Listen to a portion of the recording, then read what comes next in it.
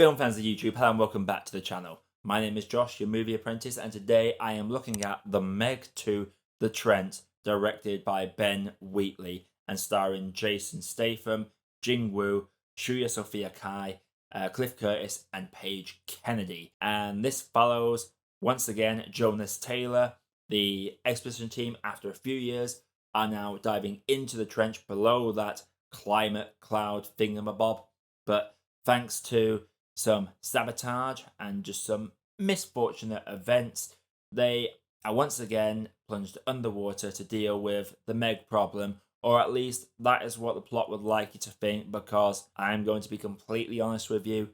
For a film called The Meg 2, The Trench, and with 3 Megs being advertised in some of the promotional periods for this, there is not nearly enough Meg in the Meg movies. There is this whole side plot which takes up the majority of this movie that focuses on a secondary human force that are mining minerals within the trench to sell for, say it with me now, money. And this takes up a majority of the movie. Now, you go into the Meg, and you're not expecting a good movie. You're expecting a fun, campy, B-movie-esque movie. Like, you're expecting shark fun. Like, shark movies generally are just campy fun. Not to say there aren't good shark movies. Obviously, Jaws is an all-timer. The Shallow starring Blake Lively shows that you can make a good shark movie. But with the Meg 2, The Trench, it's boring.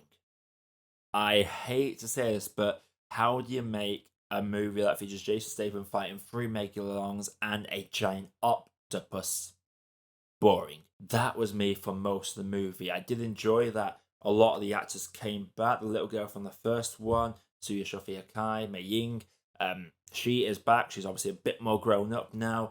They have killed off her mother in between films, so she's sort of between her uncle and her stepfather now, I guess. They're there.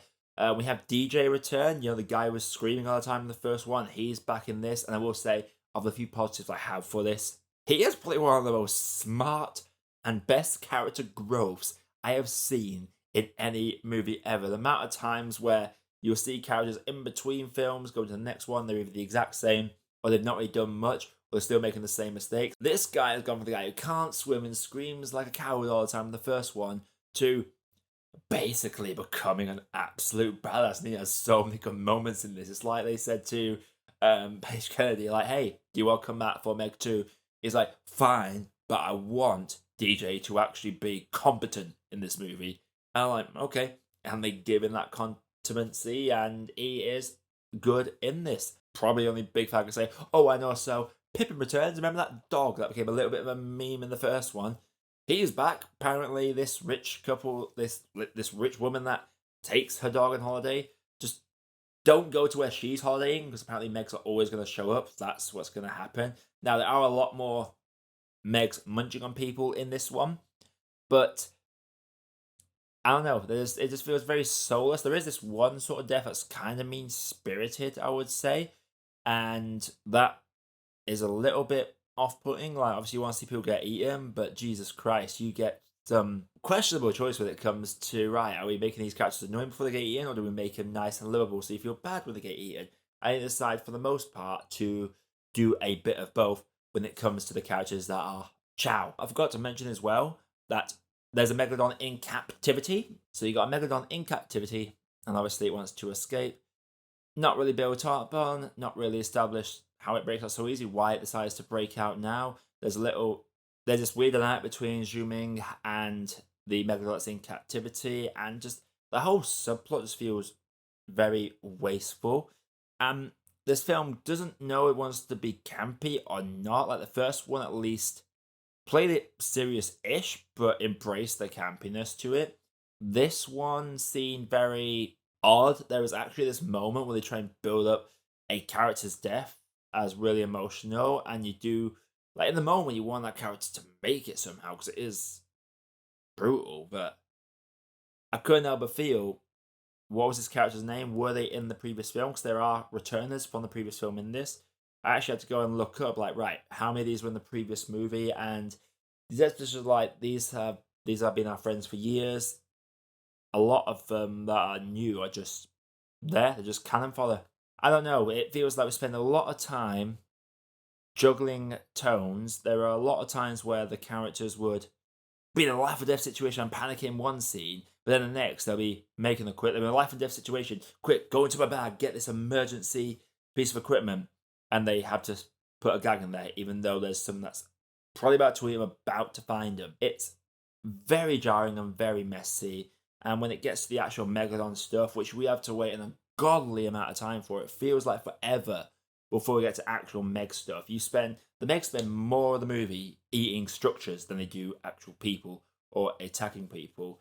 This was just a mess. Like, even so, there's anime I've watched recently called Dead Man Death Play.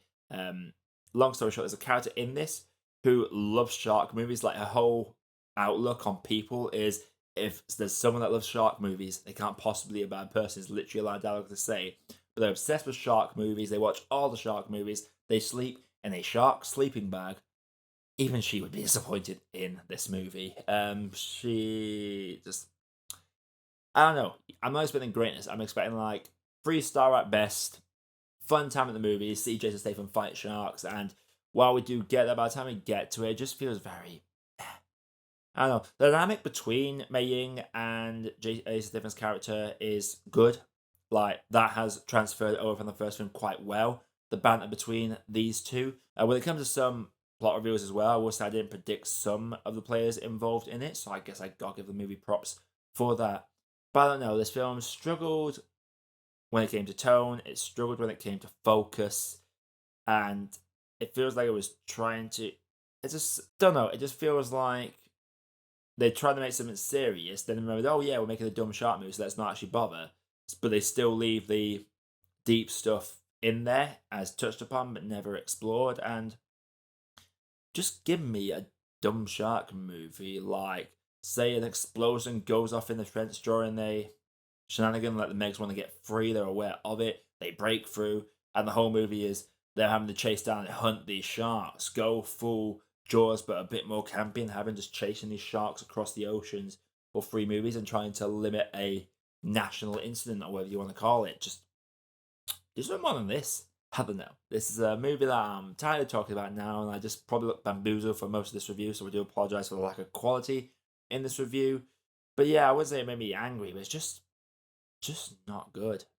And that is saying something. The Meg 2, apart from the dynamic between some of the returning characters and the development of one of the cats from the previous film, which was an absolute joy to watch, this film was a mess tonally, it was a mess structurally, plot threads were just left by the wayside, things were explained at you for exposition, it touched on things but didn't follow through with them, spends too much time on an internal human conflict and not enough time on the actual megalodons. There was very little megalodon action until the final act of this movie, and when you go into a movie called The Meg 2 The Trench with 3 megalodons rather than 1, there's going to be an expectation for Meg action, and we do not get a whole lot of that at all. I'm going to have to say that for me, Meg 2 The Trench is just a teabag. So The Meg 2, have you seen it? What is your favourite dumb shark movie that actually has shark action? Do let me know down in the comments below. I feel like I need a palate cleanse. Maybe I'll go rewatch the 6 Sharknado films. I think I've only watched 4 of them, so got 2 more to watch. So I'm probably going to do that. Maybe I'll do a mock review of those just to compare. Who knows? But yeah, keep an eye out for more reviews coming all the time. I'm going to be looking at Gran Turismo, which I'm seeing on Monday. So I'll probably have already seen it by the time this review's out. But just in case, that is my plan for the next review after this one. But until next time, everybody, my name is Josh. I've been Movie Apprentice. And I'll see you all in the next one.